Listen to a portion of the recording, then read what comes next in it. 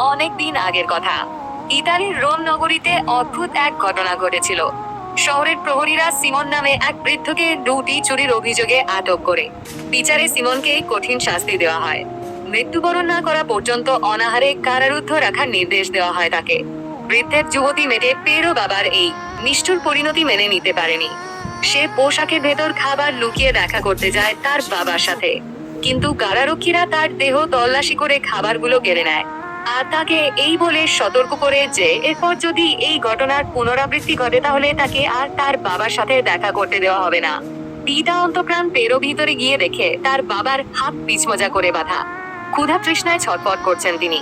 এমন করুণ দৃশ্য দেখার পর সদ্যমা হওয়া পেরো আর সহ্য করতে পারে না। বাবাকে বাঁচাতে তখনই নিজের বুকের দুধ পান করায় পেরো। এতে কিছুটা বল ফিরে পায় বৃদ্ধ। বাবার জীবন রক্ষা করার তীব্র আকুলতা থেকে দিনের পর দিনে এই কাজ করে যেতে থাকে পেরো।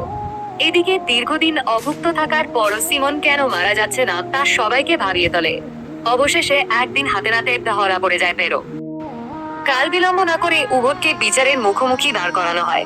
বিচার সভায় রোমের বিচারকগণ পুরো ঘটনা জেনে চরম বেদনা অনুভব করেন। ব্যাপারটিকে তারা মানবতার এক দৃষ্টান্ত বলে রায় দেন। রায়ের পর শাসক গোষ্ঠীর মনে মানবতাবোধ জাগ্রত হয়। এরপর পেরো এবং তার বাবাকে বন্দিদশা থেকে মুক্তি দেওয়া হয়। হৃদয় নাড়া দেওয়া এই ঘটনা দাবানলের মতো ছড়িয়ে পড়ে চারদিকে।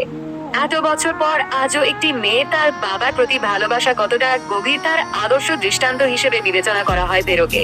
এবং সেই থেকে এই কথাটিও সর্বজন স্বীকৃত হয়ে যায় যে কন্যা সন্তান আসলে মায়েরই আরেক রূপ।